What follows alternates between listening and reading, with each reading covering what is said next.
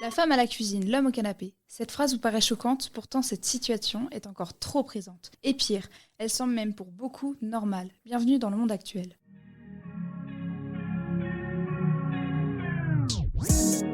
Bonjour à tous et bienvenue sur Radio Césaire. Aujourd'hui, comme vous l'avez deviné, chronique spéciale sur les stéréotypes de genre. Vous connaissez? Non? Ce n'est pas grave. Embarquez avec nous à leur découverte. Pour nous aider dans notre enquête sur les stéréotypes de genre, nous avons fait appel à une experte en la matière. Connaissez-vous Capucine Coudrier? Non? Eh bien nous avons eu le plaisir de la rencontrer. Capucine Coudrier est une créatrice de contenu depuis juillet 2020. Une quoi? Une créatrice de contenu, une Instagrammeuse et une TikTokeuse si tu préfères. Ah ok. Elle a actuellement 23 ans et elle est née à Nantes. Sur son compte Instagram Over the Rainbow, qui compte 60 000 abonnés, elle poste des contenus d'actualité sur les droits des femmes. Elle réalise aussi beaucoup de prévention sur les violences conjugales. Elle raconte sa propre expérience de violence conjugale lorsqu'elle était âgée de 15 à 18 ans. Et oui, difficile d'imaginer que son premier amour peut aussi être son premier bourreau. Et pourtant. Revenons à Capucine. Elle anime également un podcast et écrit un livre qui parle de la sexualité aux jeunes. Une femme engagée sur tous les plans donc. D'ailleurs, le nom de son compte Instagram, Over the Rainbow, affirme son côté femme et la lutte pour les droits des femmes. Alors aujourd'hui, dans cette chronique engagée, nous n'aurons pas des couilles, mais des ovaires. Pour commencer, petite mise au point scientifique pour définir les stéréotypes de genre. Nous sommes allés vous demander dans les couloirs du lycée de nous définir les stéréotypes de genre et certains d'entre vous nous ont donné des réponses intéressantes. On vous écoute. C'est des idées reçues par rapport à certaines choses et du coup ici notamment le féminisme, le sexisme, qu'on va répéter et qui vont créer une fausse identité de quelque chose. Une définition déjà très claire, mais comment Capucine Coudrier définit ces stéréotypes? Ce serait une idée préconçue qu'on a justement en fonction de si on est une fille ou un garçon. Ok, je crois qu'on a tous mieux compris. Donc pour résumer, un stéréotype de genre, c'est une idée préconçue, un cliché, une opinion toute faite, des caractéristiques que la société attribue à un groupe de personnes pour les classer instinctivement dans la catégorie fille ou garçon. Ces stéréotypes de genre peuvent entraîner des discriminations, des violences, un sentiment de supériorité d'un genre sur l'autre, ou la création même d'une fausse identité. En bref, c'est pas franchement sympa les stéréotypes de genre. Maintenant que nous savons ce que sont les stéréotypes de genre, découvrons ensemble quelques exemples très parlants qui traversent la société. Nous avons réalisé un micro-couloir pour recueillir tous les stéréotypes de genre que vous connaissez. C'est parti. Les filles doivent être douces, elles sont plus sensibles que les garçons et les garçons doivent être virils, ne doivent pas pleurer. On peut plus facilement se confier à une femme qu'à un homme. Bah t'as tes règles aujourd'hui ou quoi? Vous l'avez compris, les émotions sont donc largement stéréotypées. On a tendance à entendre que les garçons ne doivent pas pleurer et qu'inversement les filles doivent être douces et pleines d'émotions. D'où le célèbre « arrête de pleurnicher comme une fille ». Enfin, si les filles sont de mauvaise humeur, c'est parce qu'elles ont leurs règles, mais bien sûr. Mais ce n'est pas tout, les activités que nous faisons, ou plutôt que l'on devrait faire, sont aussi sous la pression sociale des stéréotypes de genre. Et cela vaut aussi pour les rôles et les tâches au sein du foyer. Écoutez.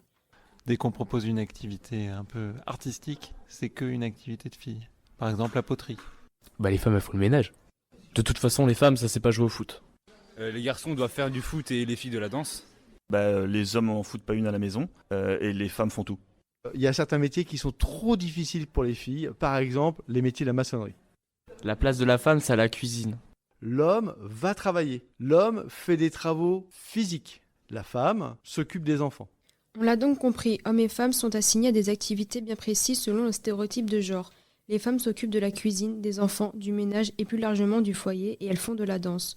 Les hommes, eux, s'occupent du bricolage, du jardin et ils aiment les voitures et le foot. Dans un autre registre, parfois, ce sont les compétences qui sont stéréotypées. Femme au volant, mort au tournant. Les filles sont moins fortes que les garçons en maths? Que les filles sont moins fortes dans le sport que les garçons. Par exemple, dire que les femmes savent pas conduire. Que les filles, par exemple, elles réussissent moins que les garçons. Les femmes savent faire plusieurs choses en même temps. Les filles sont plus sérieuses que les garçons à l'école. Ouais, tu lances comme une fille, par exemple. Vous l'avez donc compris, les stéréotypes de genre ont tendance à doter les hommes de plus de compétences que les femmes. Certains domaines de compétences comme le sport, la conduite, les sciences leur seraient même réservés selon certains.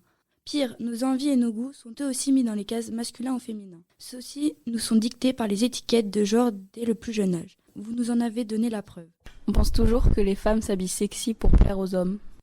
La ST2S c'est fait pour les filles, la STI2D pour les garçons.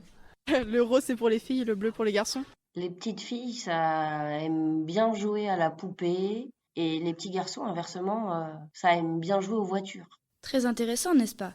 Rose et bleu, voiture et poupée, tout est stéréotypé. Pour achever avec ces exemples, même nos besoins et comportements sexuels sont victimes des stéréotypes de genre. On entend souvent que les garçons ont plus besoins sexuels que les filles ou que les filles qui portent des jupes courtes sont des filles faciles. Mais cette série de stéréotypes de genre regorge en réalité d'absurdité. Ils n'épargnent personne, filles comme garçons, et sont gratuits pour tous. Même les médias regorgent de stéréotypes plus insidieux. Capucine Coudrier nous l'a très bien expliqué, écoutez-la. Déjà, les femmes, elles ont beaucoup moins la parole que les hommes. Je crois que dans les médias, la parole, elle est occupée à 70% par les hommes. Et en plus, quand on est sur un débat télé, il y a souvent des hommes qui prennent beaucoup d'espace, qui vont beaucoup interrompre les femmes qui essaient de prendre la parole. Et dès qu'une femme va essayer d'hausser un peu le ton et voilà, de se faire entendre, tout de suite ça va être « Oh là là, vous vous mettez en colère, mais vous écoutez trop vos émotions, on dirait que vous êtes hystérique. » Édifiant, non. Maintenant que vous connaissez mieux les stéréotypes de genre, nous allons vous proposer une analyse scientifique un peu plus poussée des stéréotypes et leur héritage historique. Embarquez avec nous pour découvrir des informations passionnantes. Vous pensez tous que dès la préhistoire, la femme restait à la grotte et l'homme allait chasser. Mais est-ce bien vrai tout ça? Capucine Coudrier nous répond. On a longtemps pensé que les femmes de la préhistoire elles restaient dans leur grotte et qu'elles préparaient à manger parce qu'on a projeté en fait ce que nous on faisait à l'époque et que c'était les hommes qui allaient chasser. Et en fait, plus ça avance, plus on se rend compte que non, en fait, les squelettes qu'on a pu retrouver de chasseuses, etc., en fait, c'était des femmes, c'était pas des hommes. Et en fait, c'est vraiment à partir du moment de la sédentarisation des êtres humains qu'il y a eu une grosse différence et qu'on a renvoyé les femmes aux intérieurs pour des questions très pratiques de succession. Il faut que je sois sûre que la terre que je transmets, ce soit bien mon enfant. Donc ma femme, elle va rester à l'intérieur et je dois être sûre que c'est bien ma femme et que l'enfant, c'est bien mon enfant et qu'elle ne va pas coucher ailleurs. Et donc les femmes, on les a ramenées à la maison. Vous l'avez donc compris, les analyses des restes humains préhistoriques nous prouvent qu'il y avait autant de chasseuses que de chasseurs. On peut donc dire que cette image de la femme de la préhistoire qui restait à la grotte s'est conçue à partir des stéréotypes de notre époque. La notion de la femme reste à la maison s'est donc créée lors de la sédentarisation de l'être humain et de la naissance de la notion de propriété. Il fallait alors être sûr pour l'homme que son fils était son fils, voire lui léguer sa terre. On a donc enfermé les femmes à la maison. Voilà donc d'où vient cet héritage des stéréotypes de genre qui se perpétue dans notre société. Poursuivons avec un autre héritage historique des stéréotypes de genre. Vous connaissez tous cette fameuse règle du masculin l'emporte sur le féminin. Cette règle de français que l'on nous apprend dès l'enfance, nous poussant directement dans un cadre sexiste et patriarcal. Mais d'où ça vient concrètement, cette règle ? À la base, la règle du masculin qui l'emporte sur le féminin, ça n'a pas toujours existé et que ça a été installé au XVIIe siècle par des hommes. C'est ceux qui ont créé l'Académie française. Et genre vraiment, sur la première page du dictionnaire de l'Académie française, c'est écrit un truc du genre... ce dictionnaire servira à séparer les hommes des ignorants et des simples femmes.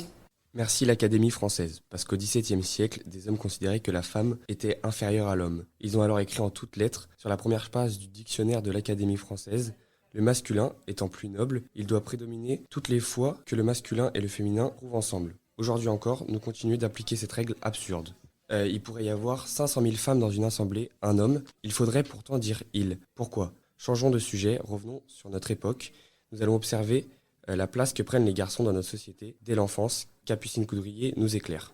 C'est au moins 80% de la cour d'école qui est occupée par les petits garçons. Parce qu'ils font des activités qui prennent de la place, ils jouent au foot. Et les filles, elles sont dans les coins de la cour et elles vont faire des jeux de filles. Et du coup, en fait, rien qu'à l'école, on montre aux petites filles qu'elles doivent être dans un coin et que les garçons, eux, ils prennent toute la place. 80%. C'est le chiffre de l'occupation de la cour d'école par les petits garçons. Cela est dû à des activités qui prennent de la place, comme le foot ou le loup.